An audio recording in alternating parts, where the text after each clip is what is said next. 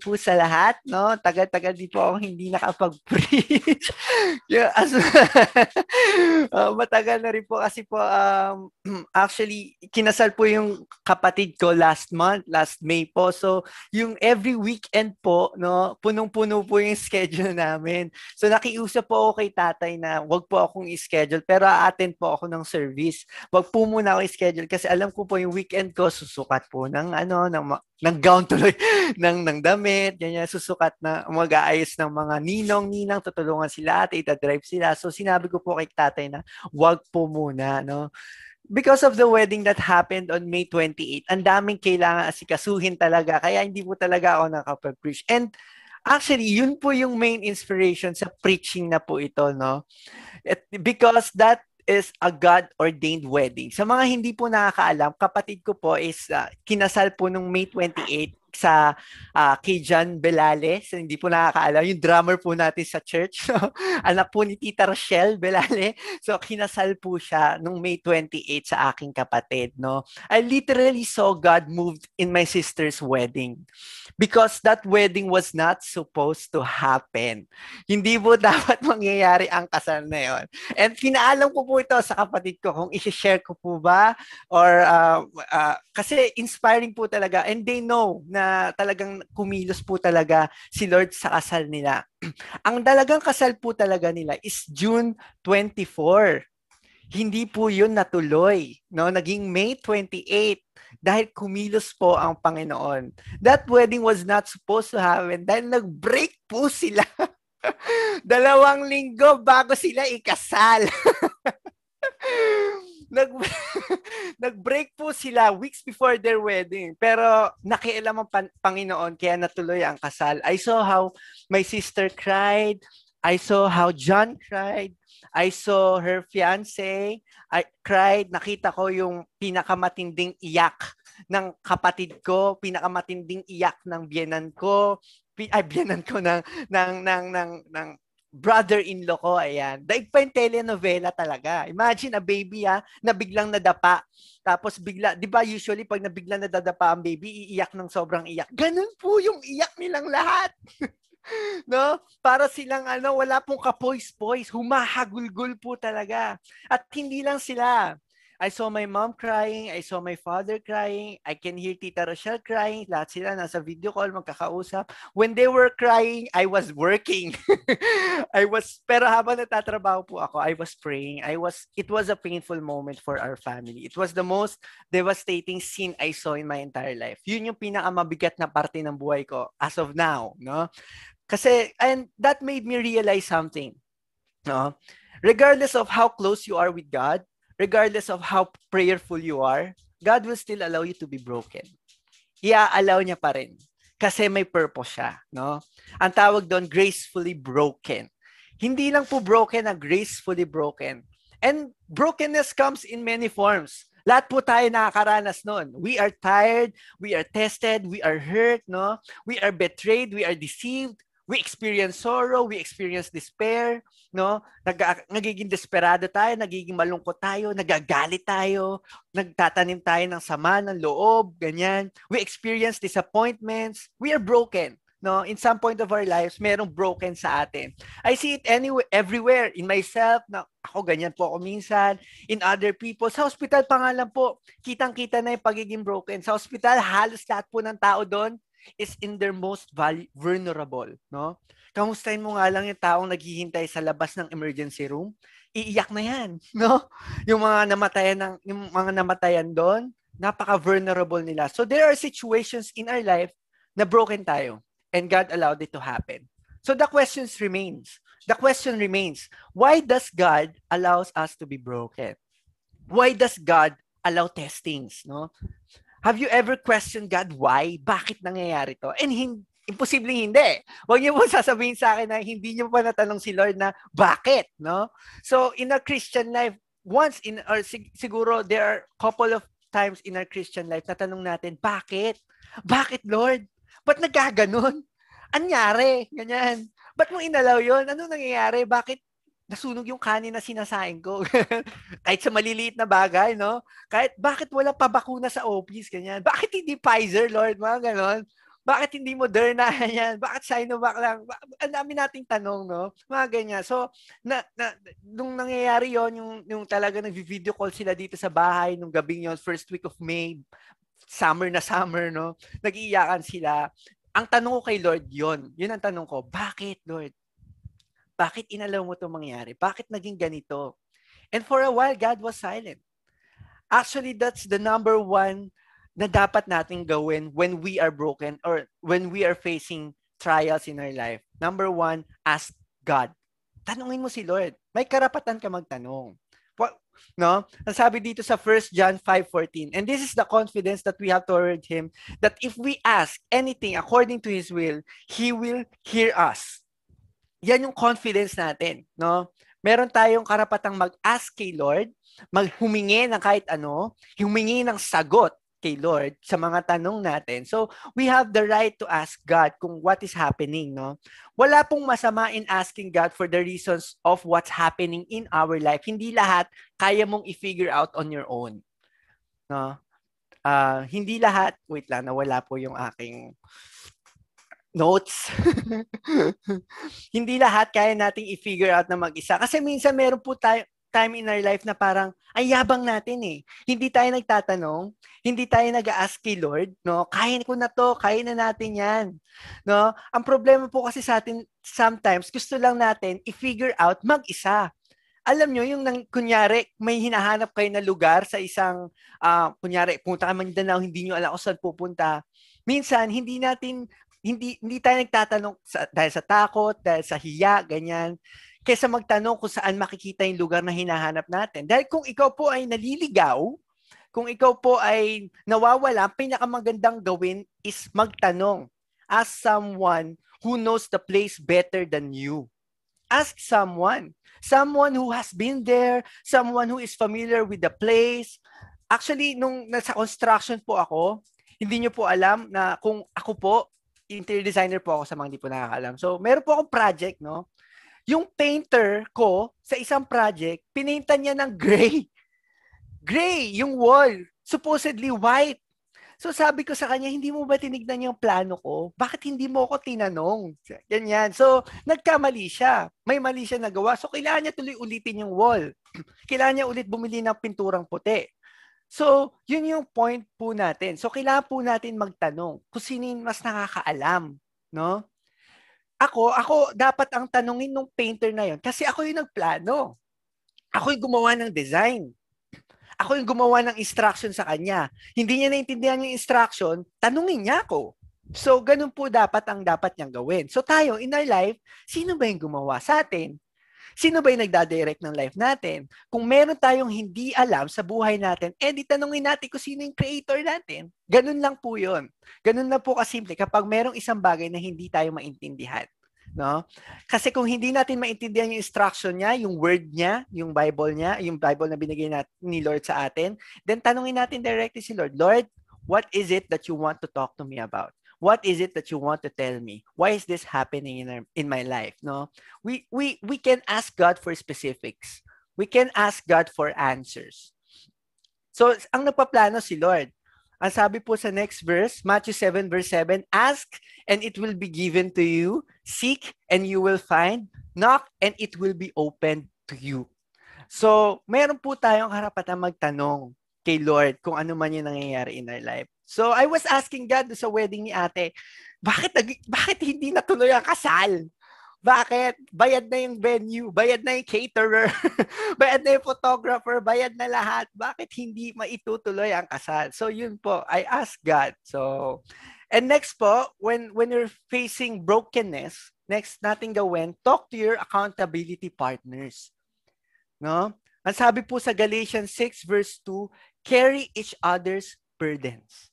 And in this way, you will fulfill the law of Christ. So tayo pong Christian, sa mga nakakalimot po, tayo po ay Christian, no? May karapatan po tayo at meron po tayong burden na tulungan ang ibang tao. No? Hindi ka Christian kung hindi ka tumutulong. Kasi part po ng isang core ng isang Kristiyano ang pagiging helpful kahit kanino. Kahit hindi man yan Christian, kahit makasalanan man yan, no? we are called by God to be helpful for each other, no? When my sister was in grief, there are few people whom she trusted na kinausap niya. Kinausap niya yung accountability partner niya, kinausap niya yung cell group leader niya. And yung mga leaders niya na yun, ang mga tao na yun, they help her talaga. And I can see na talagang tinutulungan niya habang umiiyak siya. Nakikita ko talaga na encourage siya, no? If you remember Job, si Job po, di ba? May kaibigan po siya. Dinalaw din po siya ng mga kaibigan niya at when Job was broken, he has friends. And in the first few days, Job's friends was there for him. Without saying a word, talaga nakaupo lang sa tabi ni Job, pinapakinggan si Job. Sinamahan lang talaga si Job, no? So, meron po tayong burden as a Christian na tumulong sa mga taong nangangailangan ng tulong. No? Carry each other's burdens, and in this way, you will fulfill the law of Christ. Sabi nga po sa Job 2:11 verse 12. James 1 pala. James 1. Ay, hindi. Wait, sorry. Hindi ko na-save. Sabi po dito sa Job 2:11-12. For they had made an appointment together to come and mourn with him.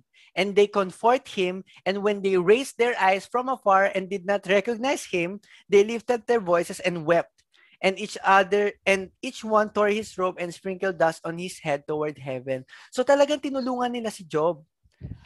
Nandun sila nakaabang, nandun sila nakikinig. So, yun po yung role natin as a Christian is tumulong. Ang next naman po is kailangan din natin in our life humingi ng tulong.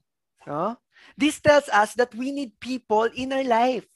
God made other people to accompany us. Kaya ginawa si Pastor Bimbo, no? Kaya tayo may leader, kaya tayo may nanay, kaya tayo may tatay, kaya tayo may Ate Wona, may Ate Silver, may Ate Lydia, no? Meron ako, ganyan, pwede niyo rin akong kausapin kung makakausap niyo ako kasi hindi man ako online minsan, pero yun nga po, no? Meron tayong part in our life na parang kailangan natin ng ibang tao. Part of our Christian journey is to help people, and part of our Christian journey is to ask help and need people. You will not grow as a Christian if you don't know how to need or help people. So, secondly, wag po tayong matakot humingi ng tulong. Ito po honestly, problema ko po talaga ito. Guilty po ako dito. Hindi po ako mahilig manghingi ng tulong. I don't know if it's pride or gusto kong patunayan na kaya ko mag-isa or something na but honestly it's something in myself na gusto kong baguhin. No, kailangan kong kailanganin ang ibang tao. Kailangan nating kailanganin ang ibang tao. Kasi minsan kapag hindi mo abot ang isang bagay, kailangan mo na matangkad na tao. Yan, maiintindihan ako ng mga kulang sa height dyan. No? So, kailangan pa rin natin ng ibang tao. No? Kasi nandun ako sa point na parang pang nanghingi ako ng tulong, iisipin ko, mahina ako.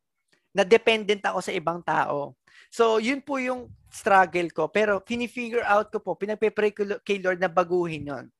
And God revealed me through this word and through my sister's wedding na we need people, we need friends, we need leaders, we need accountability partners. Kailangan natin si Tatay Bim.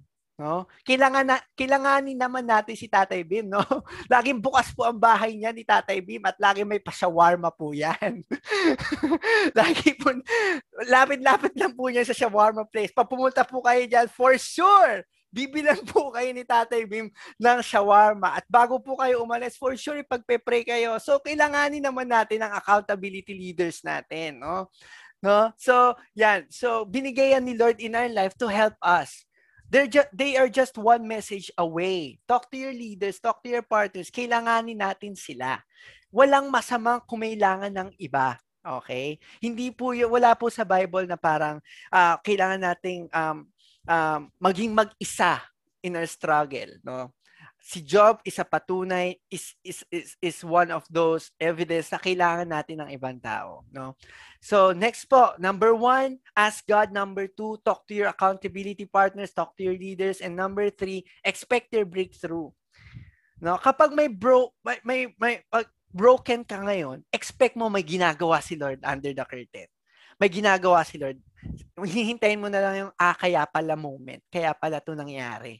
Kasi may gagawin si Lord. No? Sabi po sa James chapter 1, verse 12, Blessed is the one who perseveres under trial, because having stood the test, that person will receive the crown of life that the Lord has promised to those who love Him. So blessed ka kapag ikaw broken ka. Blessed ka kapag tinetest ka ni Lord kasi may i-expect kang breakthrough. May i-expect kang promise na mangyayari. May i-expect kang mangyayari na gagawin ni Lord. Nung binakunahan po ako kahapon, sobrang sakit po talaga. No, sabi ko nga po doon sa magbabakuna sa akin, masakit po ba yan? Feeling ko po kasi tutuliin ako ulit. Sabi ko gano'n. Kaya injection eh. So, yung injection talaga, yung anticipation yung pinaka nakaka-stress. Kasi hinihintay mo yung sakit na mangyayari. So, hinihintay mo tumusok siya. Pero kaya ko yung after eh. Pero yung pagtusok, hindi ko alam kung kakayanin ko, kung sisipain ko ba siya or what. No? Pero yun po, no? Nagpabakuna po ako. And after that, ina-expect ko na rin po na, wait lang, napapalabas po yung aso ko. Ayan, labas ka na. Labas ka na dyan. So, nung binakuna po ako, ina-expect ko na po na masakit, may sakit talaga siya. Kasi sinabi naman po doon may symptoms. No? May side effects talaga. Masakit yung braso mo, minsan lalagnating ka pa, sisinating ka pa, pagpapawisan ka, feeling mo pagod ka. Pero, ligtas ka sa COVID. No? May sakit, pero may dahilan. 'Di ba? May dahilan yung sakit mo. So kailangan mong harapin yung sakit para makamit mo yung purpose nito. So kailangan mong harapin 'yon, yung sakit ng tusok para lang mag-save ka sa COVID. At hindi na po isang beses, 2 beses pa po. First pa lang po ako. So hindi ko po alam kung anong gagawin ko po dun sa mag-i-inject sa akin sa pangalawa. Pero yun po, kung may expect tayong breakthrough, mag-expect ka ng sakit, mag-expect ka ng testing, mag-expect ka ng breakdown. There is a promise given to us by God. There is always a breakthrough in every breakdown.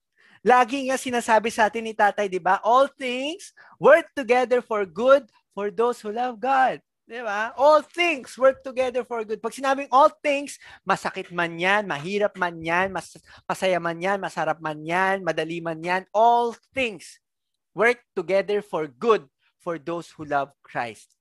Lahat ng bagay, masakit man o madali, may purpose si Lord. Hindi pwedeng wala. No?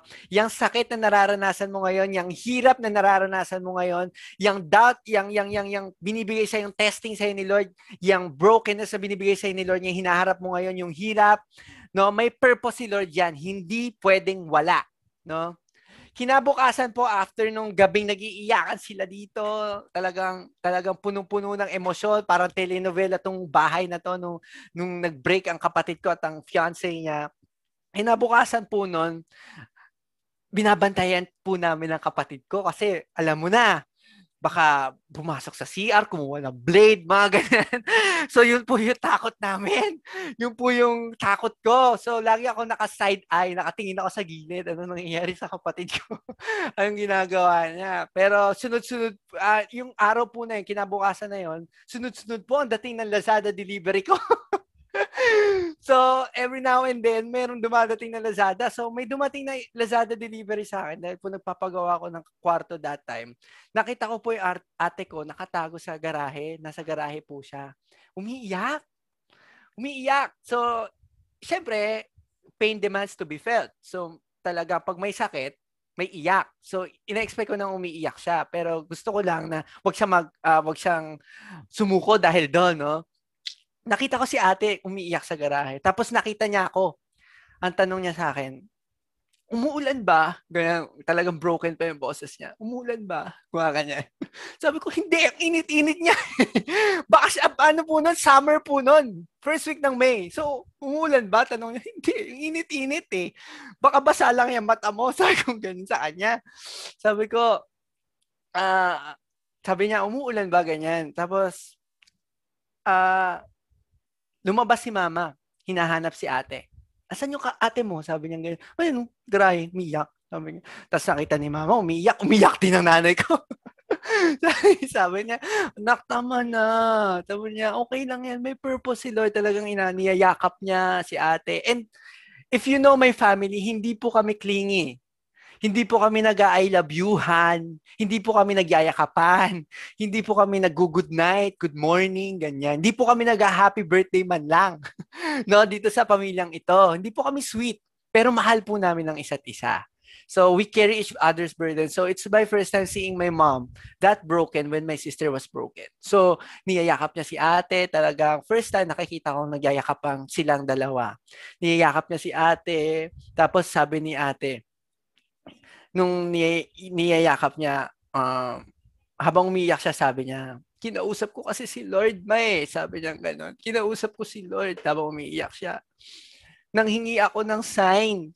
Sabi niya gano'n. Nanghingi ako ng sign kung ilalaban ko ba si John, kung itutuloy ko ang kasal. Kung itutuloy ko ba lahat to, kung ilalaban ko ba habang umiiyak siya. Nanghihingi ako ng sign kasi yun yung sabi niya sa akin nung binasa ko yung Gideon, sabi niya. So si ate, meron siyang time on her own with God. So kinakausap niya si Lord. Nag-ask siya ng sign kay Lord. Sabi niya na, sabi niya kay Lord na, Lord, kung si John ang dapat kong pakasalan, paulanin mo. Paulanin mo at pagkatapos ng ulan, tumawag sa akin si John. After 30 minutes po, umulan. Umulan po talaga as in the middle of the summer. Sa gitna po ng summer, umulan. Umulan po talaga as in. Talaga sobrang lakas po ng ulan. Yung mga nakapayong po sa labas, buti na dahil yun sa init. Hindi po dahil sa ulan. So nagamit po nila yung ulan. Tapos yung bumibili po sa amin sa Sabon Station, sabi po, pambihira tong ulan na to.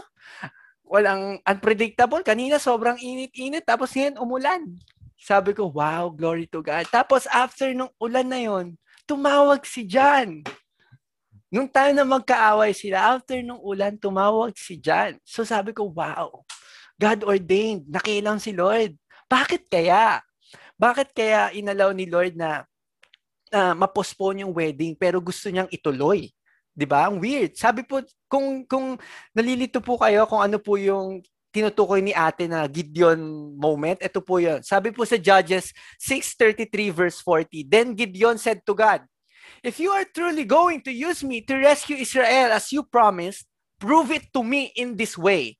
I will put a wool fleece on the threshing floor tonight.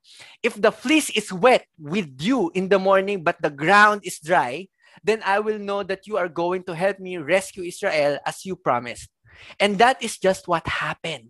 When Gideon got up early in the next morning, he squeezed the fleece and wrung out a whole bowl full of water. So nanghingi si Gideon ng sign kay Lord at ginamit ni Lord yon para patunayan na anak, nakikinig ako. Anak, tutulungan kita. Anak, may gagawin ako, wait lang. Tatagan mo lang. Ganyan. So yun yung pinangako niya kay ate. Si ate nanghingi, Lord, paulanin mo. In the middle of the summer, paulanin mo. Umulan. No, patawagin mo sa akin si John. Tumawag. So wow, sabi kong ganun. This is a God-ordained wedding. After these two miracles, I saw kung paano tumapang at bumalik ang kumpiyansa ng kapatid ko. So I saw him smiling, kumakain na ulit siya.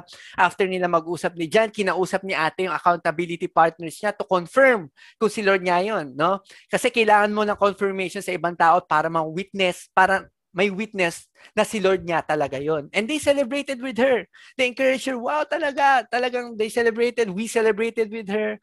I am so proud of her wedding, of their wedding. Kahit na yung nabayaran nilang venue na maganda sa San Jose, Bulacan, bayad na. Kahit yung caterer na maayos, bayad na din. Nila almost fully paid na ata. Yung makeup artist ni ate, fully paid na.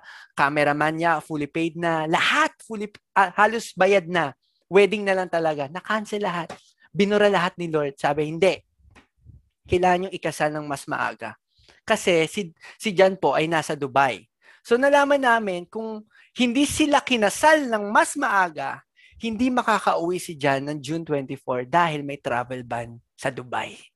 So yun yung purpose ni Lord. So nakita, kaya pala gusto ni Lord na ituloy, magkaroon ng brokenness para lang ang mangyari is mapaaga yung wedding dahil nagkaroon po ng travel ban sa Dubai nung date ng kasal ng kapatid ko, nung supposedly date ng kasal nila. So, hindi po pwedeng lumabas ang mga galing Dubai or hindi po pwedeng pumasok ang papunta sa Dubai. So nagkaroon po ng travel ban dahil sa Indian variant. So that was his purpose. So yung brokenness, may reason, may breakthrough. And now both of them are in Dubai. So ngayon nasa Dubai na po ang kapatid ko, talagang everything was in perfect timing. Yung ticket nila nagka-problema lang ng onte, pero everything was God ordained. So, kahit na nangyari lang yun it's a simple wedding, it's a micro wedding, I know it was God plan. So, sorry po kay tatay kung di po kayo na-invite kasi sobrang onti lang po talaga yung pwede dun sa venue. Pero, sobrang proud ako dun sa wedding na yun. And that made me realize that miracles are still happening till today. Totoo, kapag nanghingi ka ng sign kay Lord, totoo ang breakthrough after breakdown, totoo ang Panginoon. So, yun po. At ang last verse po na gusto kong i-share sa inyo, ang sabi po sa 2 Corinthians 12 verse 10, that is why, for Christ's sake, I delight in weakness, in insults, in hardship, in persecution, in difficulties, for when I am weak, I am strong. Sa panahong nangihina tayo, sa panahong hindi na natin alam ang gagawin, kapag si Lord ang kinapitan natin, we are strong. No, malakas tayo sa pangalan ng Panginoon, malakas tayo dahil sa Panginoon. So I hope and pray na na-inspire po kayo to trust God in the middle of your brokenness, in the middle of your testing, in the middle of what's happening in your life na hindi mo maintindihan. Trust God. There is a breakthrough in every breakdown. So I hope po na bless po kayo at na-inspire po kayo, and even na-inspire po kayo sa wedding ng kapatid ko. So let's pray po. Lord, thank you so much for this wonderful day, Lord. Thank you so much for an opportunity, Panginoon, to hear your word, to be inspired by your word, to be encouraged by your word. Thank you, Lord God, kasi patuloy kang kumikilos sa bawat isa sa amin. I know, Father God, may kinausap ka today. I know, Father God, ginawa mo tong preaching na to, and this is what you wanted me to share because there is a purpose, Panginoon. There is someone here, Lord God, na kailangan marinig to, Panginoon. I pray, Father God, na dito sa narinig namin ngayon, mag-stick to sa puso't isipan namin at magiging pangahawakan namin to, Lord God. Pangahawakan namin to dahil we know that you are a promise-fulfilling God, Lord God. I pray and thank you, God, na patuloy mong gabayan ang church na ito, and we honor you. We give you this day. We honor you. We bless you. In Jesus' name I pray. Amen.